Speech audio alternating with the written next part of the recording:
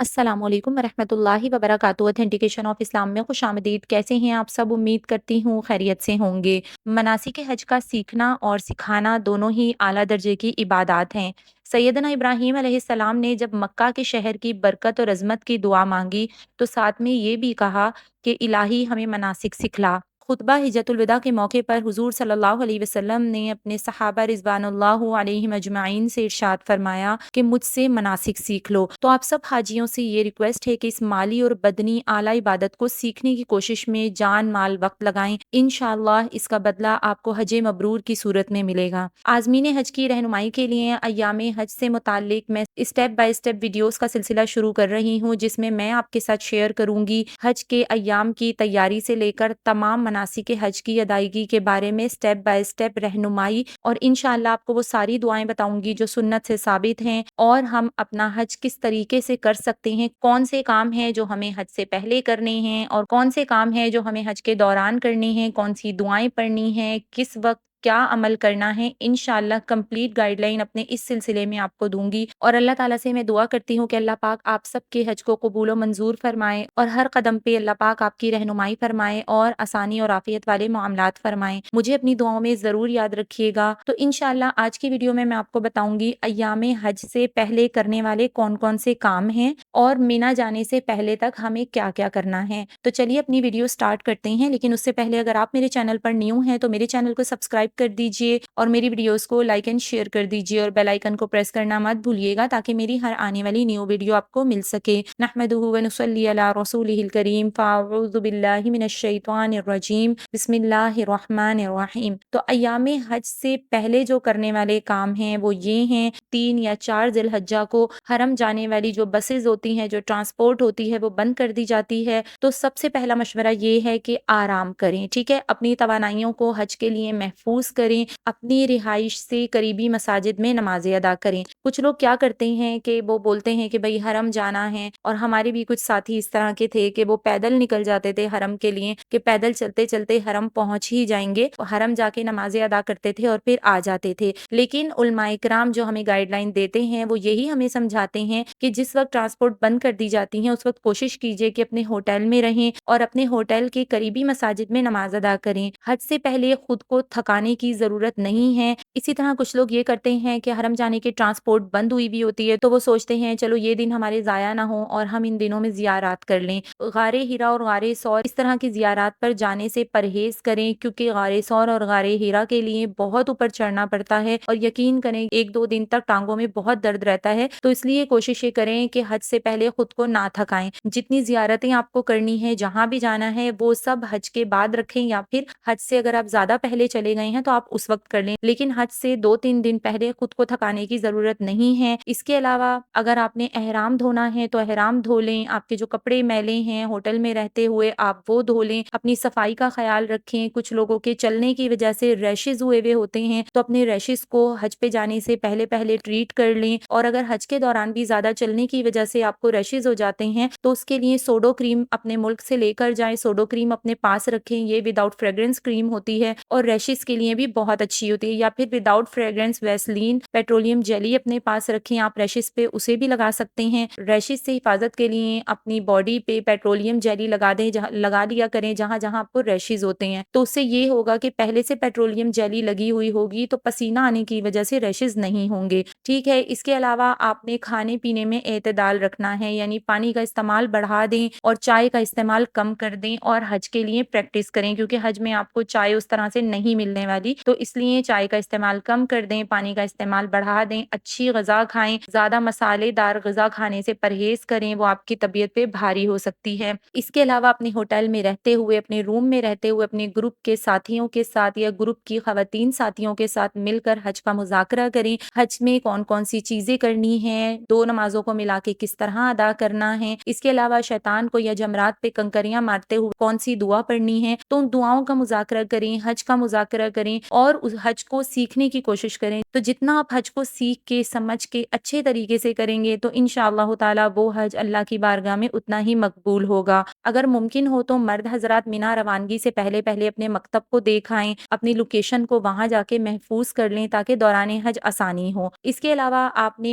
अपना मिना का बैग तैयार करना है, ہیں। 5 ڈیز کے مینا کی بیگ کی پیکنگ چیک لسٹ میں نے آپ کے ساتھ اس ویڈیو میں شیئر کی ہے، آپ اس ویڈیو کو دیکھ لیں۔ تو اس ویڈیو میں نے کوشش کی ہے کہ آپ کے ساتھ وہ تمام چیزیں شیئر کروں جن کی مینا میں ضرورت ہوتی ہے۔ اگر ان میں کچھ کمی بیشی آپ کو کرنی ہے تو آپ اپنی حساب سے اپنی ضرورت کا سامان رکھ سکتے ہیں، ٹھیک ہے۔ سعودی عرب کا موسم جیسا کہ آپ سب کو پتا ہوگا، جو حاجی صاحبان وہاں جا چکے ہیں، بہت ڈرائی اور ہاٹ ویدر ہوتا ہے، جس کی وجہ سے ہاتھ بہت پھٹتے ہیں، پیروں کی ایڑیاں پھٹ جاتی ہیں بہت زیادہ چلنے کی وجہ سے۔ تو اس لیے اپنے پیروں کی حفاظت کریں، پھٹی ہوئی ایڑیوں پہ ویسلین لگائیں یا پھر جو بھی کریم آپ پھٹی ایڑیوں پہ یوز کرتے ہیں، آپ اپنے پیروں کی حفاظت کریں تاکہ آگے حج کے دنوں میں آپ کو کسی طرح کی کوئی پریشانی نہ ہو۔ تو یہ تو کچھ کام تھے جو حج سے پہلے کرنے کے تھے۔ اب آ جاتی ہے 7 ذی الحجہ۔ حج کے ایام کیونکہ 8 ذی الحجہ سے شروع ہوتے ہیں، لیکن رش کی وجہ سے 7 ذی الحجہ کو حاجیوں کو مینا پہنچا دیا جاتا ہے۔ تو آپ کے مکتب والے یا آپ کے ہوٹل والے آپ کو بتا دیں گے کہ آپ کو کتنے بجے ریڈی رہنا ہے اور کتنے بجے بسز جانا شروع ہوں گی مینا کے لیے۔ تو اس ٹائم پر آپ نے خود کو تیار رکھنا ہے۔ تو آپ صبح اٹھ کے اپنے حساب سے جو بھی ٹائم آپ کو سوٹیبل ہو، ایک ایک کر کے آپ غسل لے لیں، مرد بھی اور عورتیں بھی۔ خواتین کے لیے یہاں پہ ایک ٹپ ہے اور وہ یہ ہے کہ خواتین جب غسل کر لیں، غسل کرنے کے بعد جب ان کے بال سوکھ جائیں تو سر میں ناریل کا تیل لگا لیں یا جو تیل بھی آپ یوز کرتی ہیں، تو وہ تیل لگا کے، لیکن بہت زیادہ تیل نہیں لگائیے گا کہ چپچپا سر ہو جائے، بس ہلکا ہلکا تیل لگا لیں تاکہ آپ کے بال اڑے نہیں اور آپ کے بال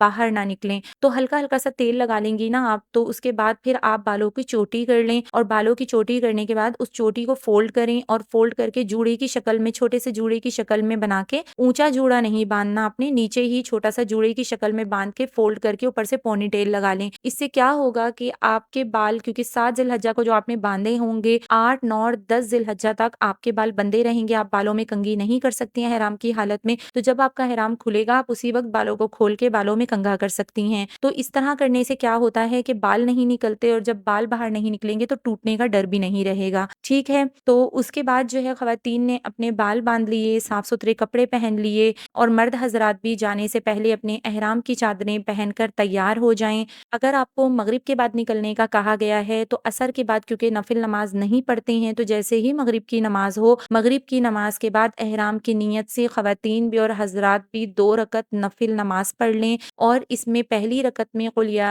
ایھا الکافرون اور دوسری رکعت میں قل ھو اللہ احد والی سورت پڑھیں، اور 2 رکعت نفل نماز ادا کرنے کے بعد آپ نے ان الفاظ میں حج کی نیت کرنی ہے کہ اے اللہ، میں تیری رضا کے لیے حج کی نیت کرتا ہوں یا کرتی ہوں، تو اسے میرے لیے آسان کر اور قبول فرما۔ آپ نے حج کی نیت کر لی۔ نیت کرنے کے بعد آپ نے ایک دفعہ بلند آواز سے تلبیہ پڑھنا ہے، اور اگر کسی کو تلبیہ پڑھنی نہیں آتی تو کوئی دوسرا پڑھا دے، اور اگر کوئی دوسرا پڑھانے والا بھی نہ ہو تب تلبیہ کے قائم مقام کوئی بھی ایسا ذکر کر لیں جس میں اللہ جل شانہ کی بڑائی یا بزرگی بیان کی گئی ہو، جیسا کہ دوسرا کلمہ پڑھ لیں یا پھر چوتھا کلمہ پڑھ لیں، ٹھیک ہے۔ یاد رہیں کہ نیت اور تلبیہ ہوٹل کے علاوہ بس میں بیٹھتے وقت بھی آپ کر سکتے ہیں، لیکن نفل آپ نے اپنے ہوٹل سے ہی پڑھ لینے ہیں۔ جیسے ہی نیت اور تلبیہ پڑھی جائے گی، آپ حالت احرام میں داخل ہو جائیں گے۔ تو تلبیہ جب بھی پڑھی جائے گی 3 دفعہ پڑھنا سنت ہے۔ اس کے بعد سے چڑھائی اترائی، ملنا ملانا، آنا جانا، ہر جگہ پہ تلبیہ پڑھنا سنت ہے، یہاں تک کہ کسی سے ملاقات کرتے وقت پہلے تلبیہ پڑھیں اور پھر سلام کریں۔ تلبیہ پڑھنا حج کا شعار ہے، اس لیے مرد حضرات بلند آواز سے تلبیہ پڑھیں، جب بھی پڑھیں 3 مرتبہ تلبیہ پڑھیں، 3 مرتبہ تلبیہ پڑھنا۔ اب تلبیہ پڑھتے ہی آپ حالت احرام میں داخل ہو جائیں گے، جہاں آپ پر کچھ پابندیاں لگ جائیں گی، ٹھیک ہے، کچھ چیزیں ممنوع ہو جائیں گی۔ تو وہ یہ ہیں، سب سے پہلا مرد حضرات کے لیے جسم کی حیت پر سلا ہوا لباس پہننا ممنوع ہو جائے گا۔ دوسرا، مرد حضرات کے لیے سر اور چہرہ ننگا رکھنا، جبکہ خواتین کے لیے چہرہ کھلا رکھنا ہے، لیکن اس کے ساتھ ساتھ پردے کا اہتمام کرنا بھی خواتین کے لیے ضروری ہوتا ہے، کیونکہ ہماری صحابیات نے بھی اور امہات المومنین نے بھی حج کے دوران پردے کا اہتمام کیا۔ جو پردہ کرنا چاہتی ہیں وہ ہیٹ والی نقاب یوز کر کے پردہ کر سکتی ہیں۔ تیسرے نمبر پر آتا ہے کہ مرد حضرات کے لیے پاؤں کی ابھری ہوئی ہڈی،